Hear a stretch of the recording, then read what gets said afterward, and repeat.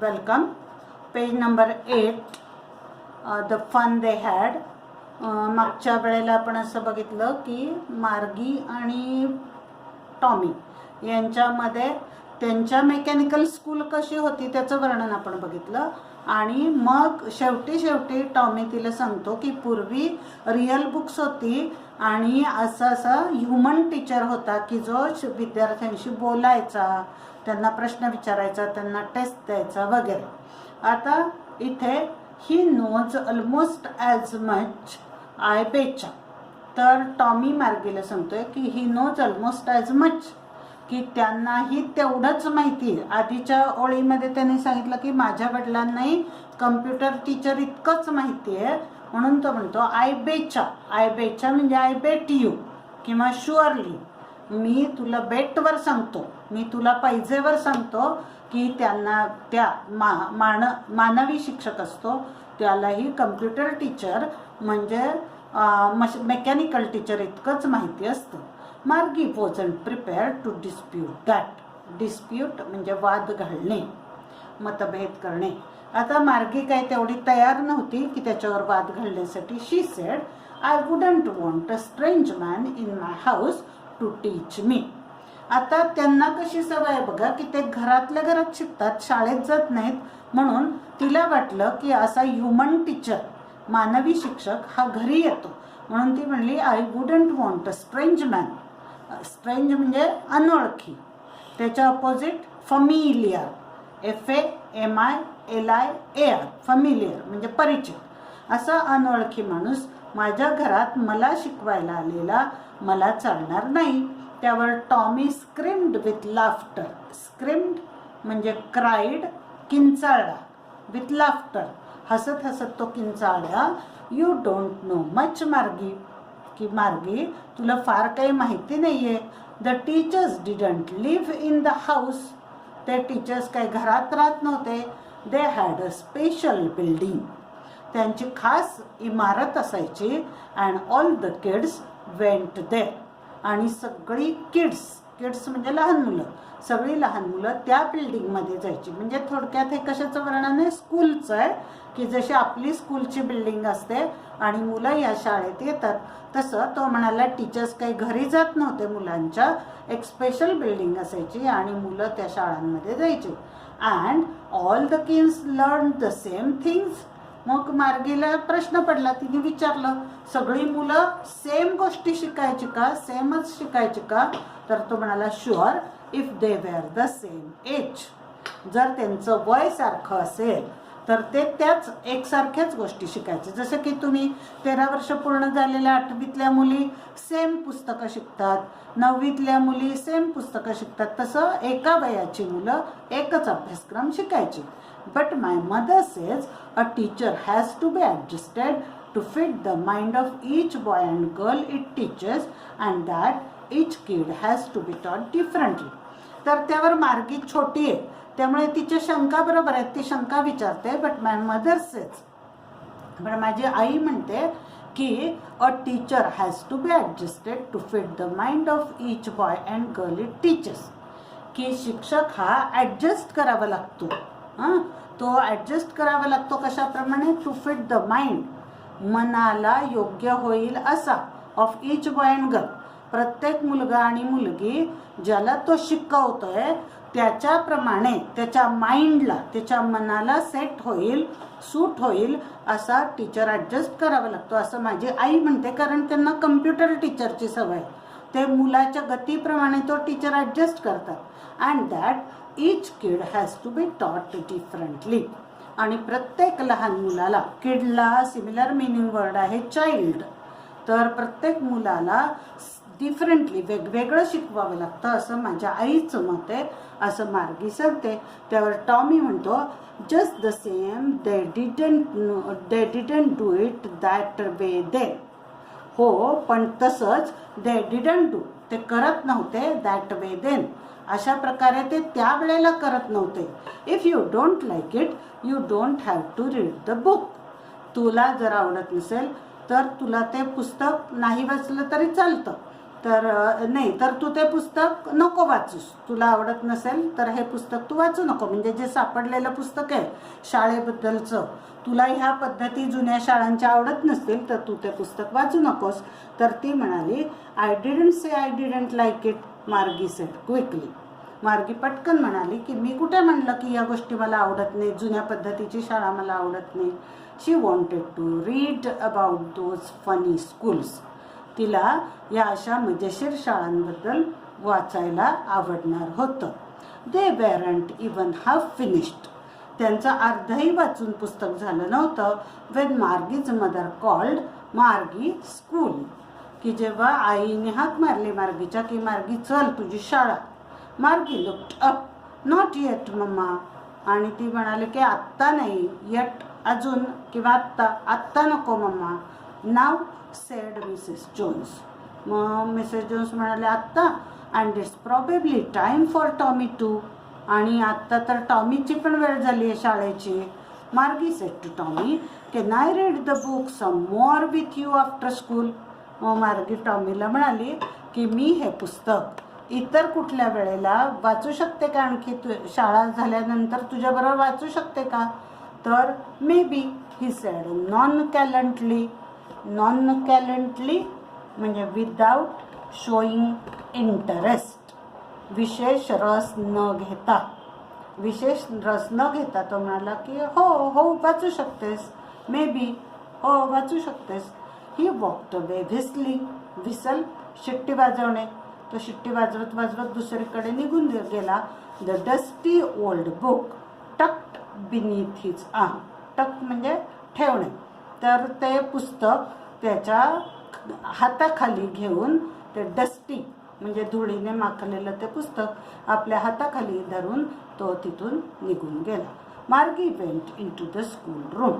मग मार्गी तिच्या शाळेच्या खोलीमध्ये गेली. शाळेची खोली म्हणजे घरातलीच एक खोली की ज्याच्यामध्ये कम्प्युटर वगैरे ठेवलेला असतो आणि तिथे जाऊन त्यांनी शाळेची खोली म्हणून तिथे बसायचं. त्या खोलीमध्ये ती गेली. It was right next to her bedroom. आता ती खोली अगदी तिच्या बेडरूमच्या शेजारी होती. And the mechanical teacher was on. आणि मेकॅनिकल टीचरला पुट ऑन केलं म्हणजे लावलं, स्विच ऑन केलं, तो सुरू केला. And waiting for her. तो आधीच सुरू केलेला होता आणि तिची वाट बघत होता. It was always on at the same time every day except Saturday and Sunday. आता त्यांना सॅटर्डे संडे सुट्टी असायची. ते सोडून, एक्सेप्ट म्हणजे वगळता, सोडून दररोज जवळजवळ बरोबर त्याच वेळेला तो ऑन व्हायचा. मेकॅनिकल टीचर म्हणजे ते मशीन आहे म्हणून त्याला बरोबर वेळ कळायची आणि त्यावेळेला तो ऑन व्हायचा. Because her mother sed. कारण की तिची आई म्हणायची little girls learn better if they learn at regular hours. कारण तिची आई म्हणायची की छोट्या मुलींना लवकर शिकता येतं इफ दे लर्न, जर त्या शिकल्या ॲट रेग्युलर आवर्स. नियमित वेळेमध्ये जर ते सुरू केलं, नियमित वेळेत शिकलं तर छोट्या मुलांना चांगलं शिकता येतं असं तिच्या आईचं मत होतं. The screen was lit up. तर स्क्रीन लिट अप म्हणजे प्रकाश पडला स्क्रीनवर. And it said today's arithmetic lesson. Arithmetic म्हणजे अंकगणितातला. आजचा अंकगणितातला लेसन आहे, धडा आहे, is on the addition. Addition म्हणजे बेरीज ऑफ प्रॉपर फ्रॅक्शन्स. फ्रॅक्शन्स म्हणजे अपूर्णांक. अपूर्णांकांची बेरीज हा आजचा लेसन आहे. Please insert yesterday's homework in the proper slot. आणि त्याच्यावर सूचना आली की इन्सर्ट म्हणजे आत ढकलणे. तर आत ढकला कालचा homework in the proper slot, योग्य त्या कप्प्यामध्ये आत ढकला. मार्गी डिड सो विथ अ साय. साय म्हणजे सुस्कारा. मार्गीने एक सुस्कारा टाकून तो तिचा होमवर्क त्या कप्प्यामध्ये ढकलला. She was thinking about the old schools they had when her grandfather was a little boy. तर ती आता तिच्या डोक्यात सगळं काय चालू होतं विचार तिचा. द ओल्ड स्कूल्स, ती जुन्या शाळा, दे हॅड ज्या त्यावेळेला होत्या, Wien her grandfather was a little boy, जेव्हा आजोबांचे आजोबा छोटा मुलगा होते तेव्हा ज्या जुन्या शाळा होत्या त्याबद्दल ती मुलगी आत्ता विचार करत होती. All the kids from the whole neighbourhood came. की सगळी शेजारच्या एका एरियामध्ये राहणारी नेबरहूडमधली म्हणजे शेजारची मुलं यायची, लाफिंग अँड शाउटिंग, की जी हसत ओरडत, in the school yard, yard म्हणजे अंगण, परिसर, शाळेच्या परिसरामध्ये अशी सगळी एका वयाची शेजारची मुलं यायची, sitting together in the school room, शाळेच्या खोलीमध्ये एकत्र बसायची, going home together at the end of the day, आणि दिवस संपला, शाळा संपली की सगळे एकत्र घरी जायचे. They learn the same things, ते एकसारख्याच गोष्टी शिकायचे. So they could help one another with the homework and talk about it, आणि म्हणून ते एकमेकांशी होमवर्कबद्दल बोलायचे, एकमेकांना होमवर्कमध्ये मदत करायचे आणि त्याच्याबद्दल बोलायचे. And the teachers were people, आणि सगळ्यात महत्त्वाचं म्हणजे शिक्षक ही माणसं होती, ती मशीन्स नव्हती. The mechanical teacher was flashing on the screen. आता त्याच वेळेला त्या कम्प्युटरच्या पडद्यावर मेकॅनिकल टीचर प्रकाशात आला होता. When we add fractions 1/2 and 1/4, आणि तो म्हणत होता की ह्या 1/2 आणि 1/4ची जेव्हा आपण बेरीज करतो तेव्हा असं तिथे चालू होतं स्क्रीनवर. मार्गी was thinking about how the kids must have loved it in the old days, आणि मार्गी विचार करत होती की जुन्या काळामध्ये मुलांना किती आवडत असेल शाळा.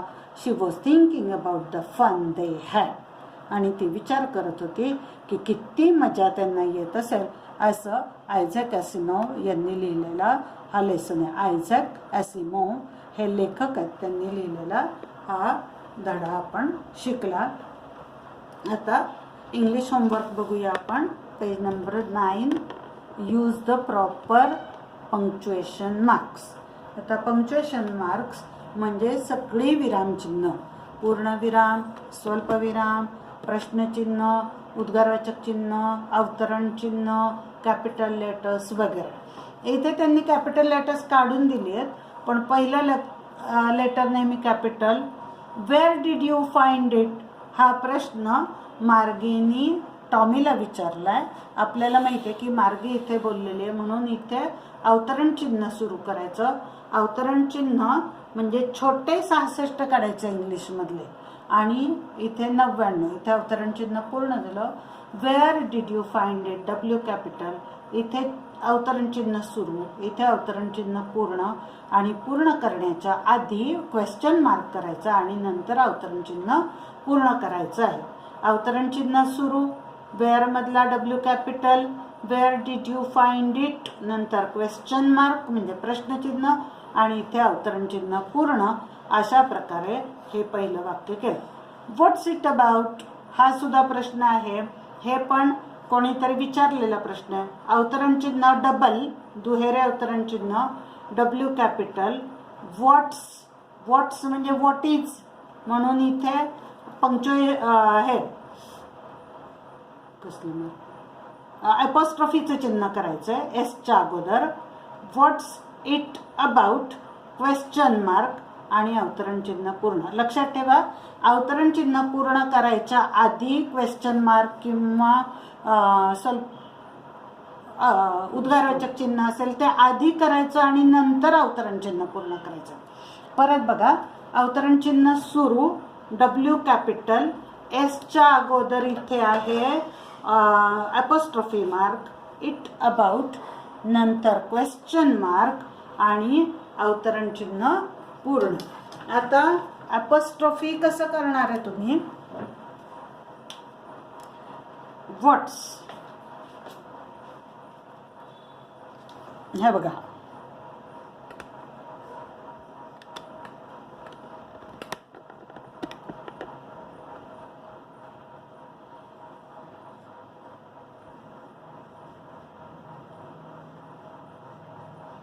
इथे हे छोटे 66 काढायचे इंग्लिशमधले.